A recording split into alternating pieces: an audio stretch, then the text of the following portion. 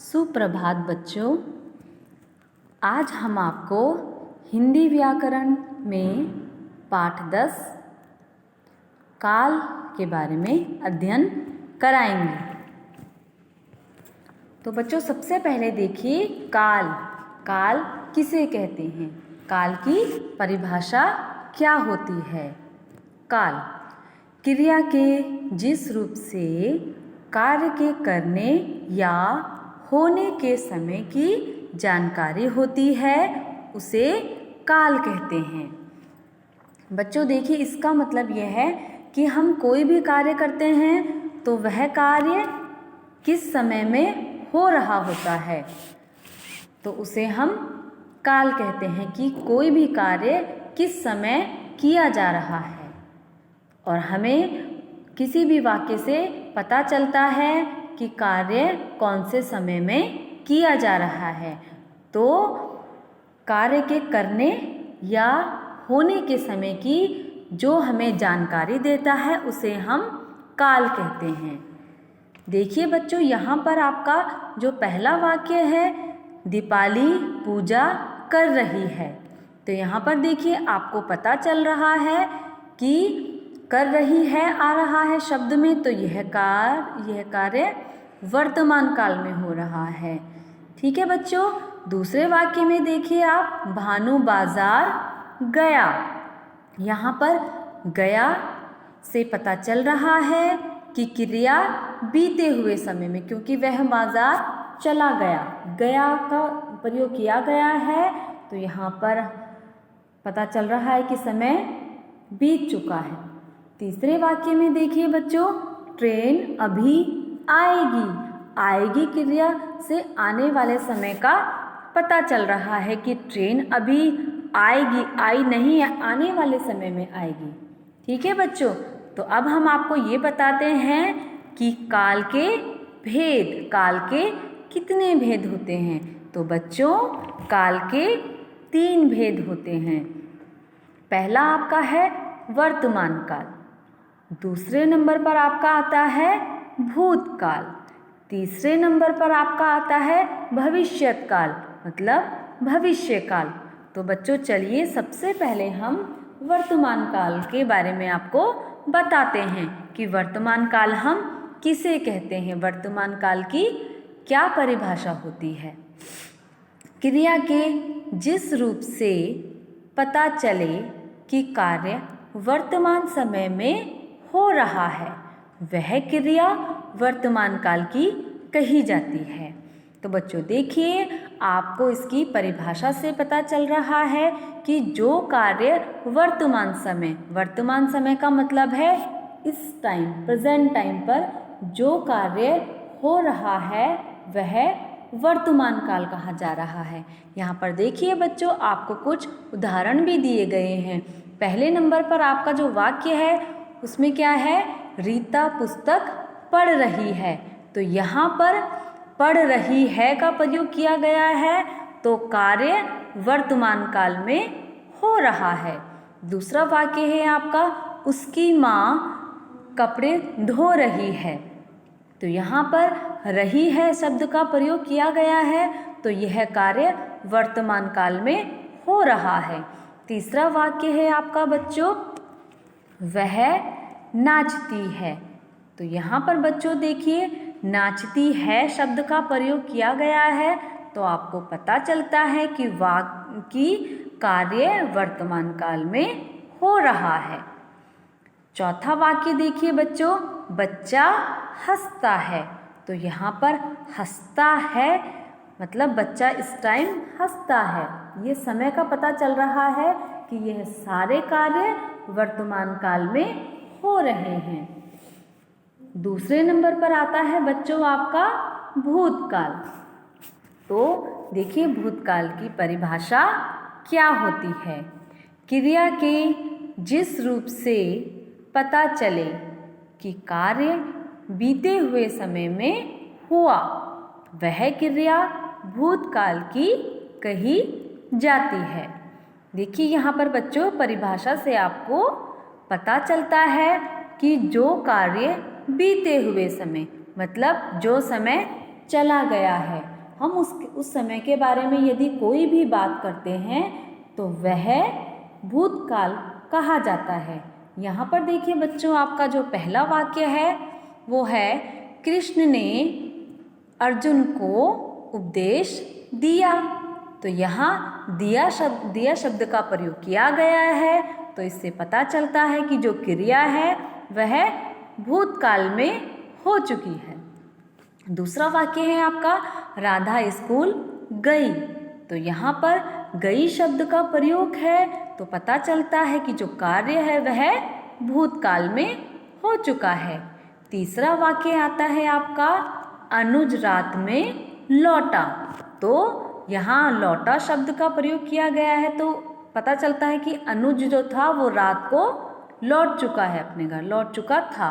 तो यहाँ पर भूतकाल का प्रयोग किया गया है।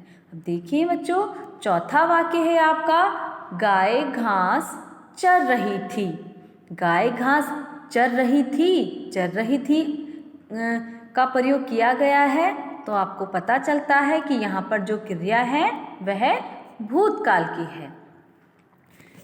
तीसरे नंबर पर आता है बच्चों आपका भविष्यकाल।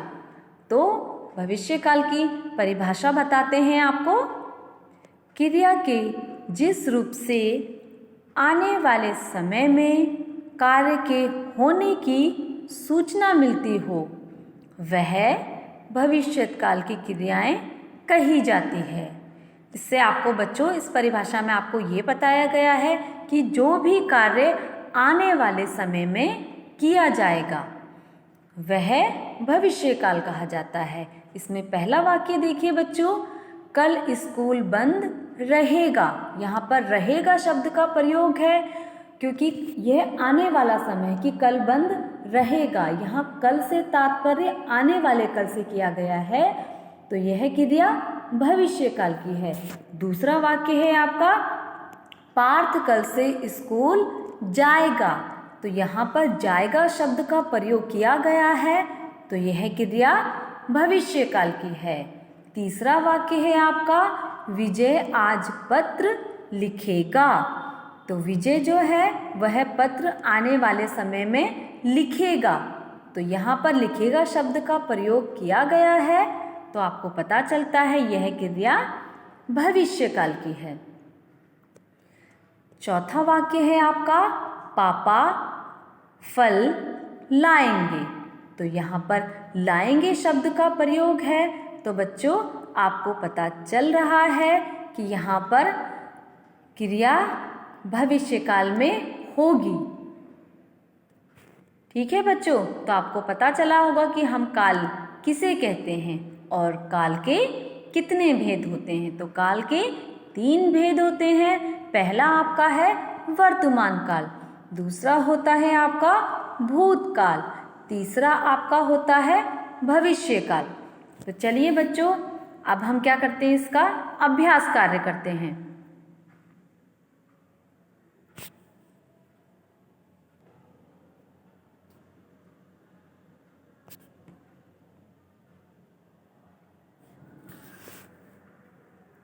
देखिए बच्चों, यहाँ पर आपका पहला प्रश्न है काल किसे कहते हैं।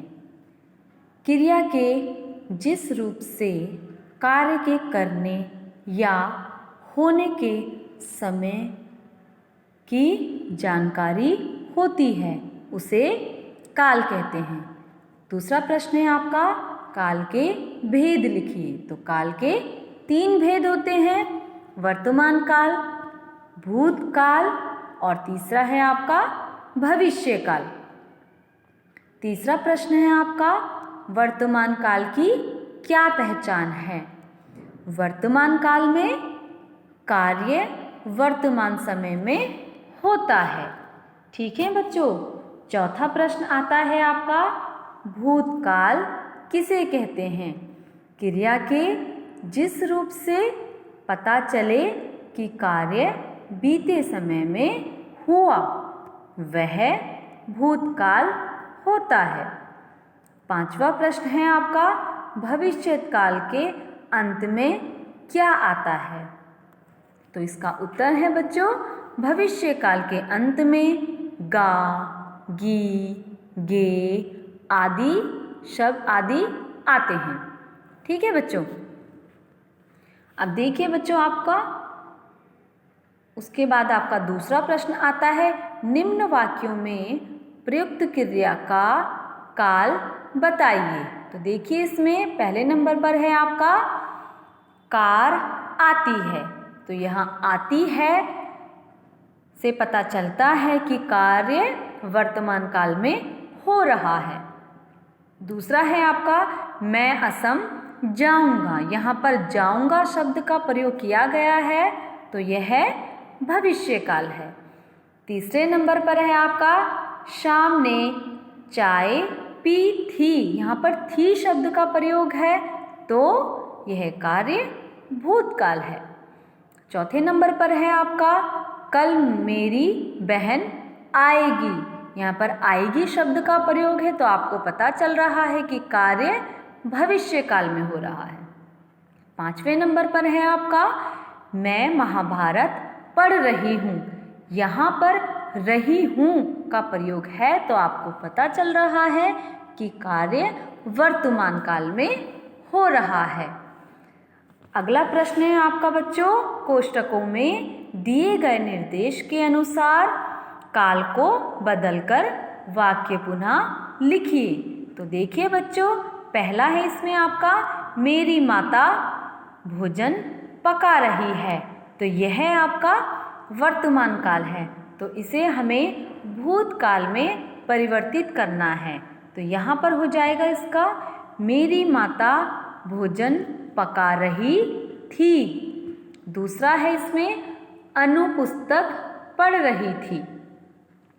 तो यहाँ पर पता चल रहा है आपका कि यह भूतकाल है, इसको हमें भविष्य काल में परिवर्तित करना है। तो यहाँ पर इस वाक्य का परिवर्तन करके हो जाएगा अनु पुस्तक पढ़ेगी। पढ़ेगी से पता चल रहा है कार्य भूतकाल भविष्य काल में होगा। तीसरा है आपका ऋतु ने दौड़ में भाग लिया। यहाँ पर लिया शब्द का प्रयोग है, तो कार्य भूतकाल में हो रहा है। इसको वर्तमान में परिवर्तित करेंगे, ऋतु दौड़ में भाग ले रही है। चौथे नंबर पर है आपका दीक्षा ने रोटी बनाई। यहाँ पर यह भूतकाल का प्रयोग किया गया है, इसे हमें वर्तमान काल में परिवर्तित करना है। तो इसे परिवर्तित करने के बाद आपका वाक्य हो जाता है दीक्षा रोटी बनाती है। तो बच्चों, अब आपको क्या करना है, इस पाठ का अच्छे से अध्ययन करना है। धन्यवाद।